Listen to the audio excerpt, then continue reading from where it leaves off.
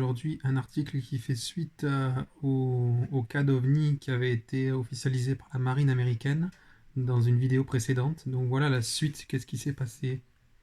Le Japon prépare des protocoles officiels pour faire face aux ovnis.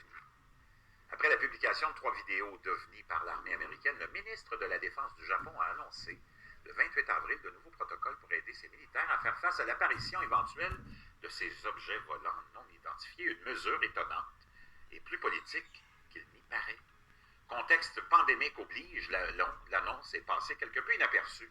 Elle aurait pourtant pu faire les gros titres des médias les plus sensationnalistes en temps normal. Le lundi 27 avril, le département de la Défense américaine a diffusé 3 vidéos prises par ses pilotes qui montrent leur rencontre avec des ovnis, ces fameux objets volants non identifiés, souvent désignés par l'acronyme UFOs en anglais. J'avais déjà parlé de ça il y a très longtemps, il y a plus de 6 mois. Ces séquences vidéo-là avaient déjà été relâchées, mais là, ça a été officiellement fait par le département de la Défense.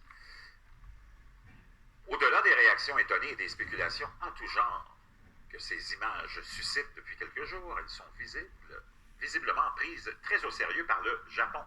L'archipel vient d'annoncer, ce mardi 28 avril, la mise en place de protocoles officiels pour indiquer à ses militaires comment réagir face à l'apparition éventuelle d'OVNI.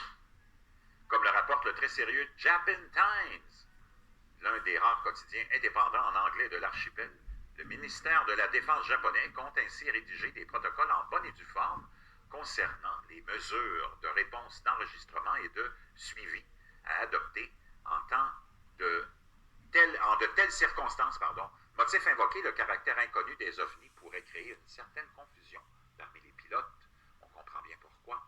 D'après le ministère ou le ministre de la Défense Taro Kono, les militaires japonais n'ont encore jamais rencontré d'OVNI, même si plusieurs bases, dont celle d'Hokkaido et d'Okinawa, sont équipées depuis longtemps pour surveiller et identifier les appareils aériens de nationalité inconnue.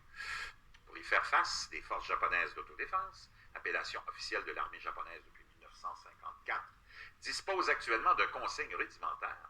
Inviter l'engin à changer de cap, lui tirer dessus s'il pénètre l'espace aérien national ou encore le forcer à atterrir. Dispositif que le gouvernement japonais souhaite justement mettre à jour, car, comme l'écrit le Japan Times, pas sûr que de telles procédures soient efficaces face à des objets volants non identifiés. La Constitution de 1946-1947, en vertu de laquelle le Japon renonce à la guerre, pèse encore sur sa politique ou sur la politique de défense du pays. Reste maintenant au Japon à déterminer la nature de ces mises à jour à la lumière des publications récentes de l'armée américaine. Dans le détail, les 3 vidéos publiées par le Pentagone, l'une date de 2004, les 2 autres de janvier 2015, ont été capturées par des chasseurs embarqués, des chasseurs de F-18 Hornet. Elles montrent notamment des objets se déplaçant à une vitesse impressionnante au-dessus des flots ou des nuages, et face auxquels les pilotes en plein vol semblent pour le moins déstabilisés. Regarde ça, il y en a tout un essaim, s'exclame notamment l'un d'entre eux. La vache, ils vont tous contre le vent. Un vent d'ouest de 120 nœuds. Côté japonais, ce n'est pas la première fois que les dirigeants politiques du pays s'intéressent de près à cette question. En 2007 déjà, le Conseil des ministres avait adopté une résolution dans laquelle il ne confirmait pas l'existence d'OVNI, alors que Nobutaka Mashimura et Siguru Ishaba, respectivement secrétaire général du gouvernement et ministre de la Défense, à l'époque, continuaient de soutenir le contraire à titre personnel.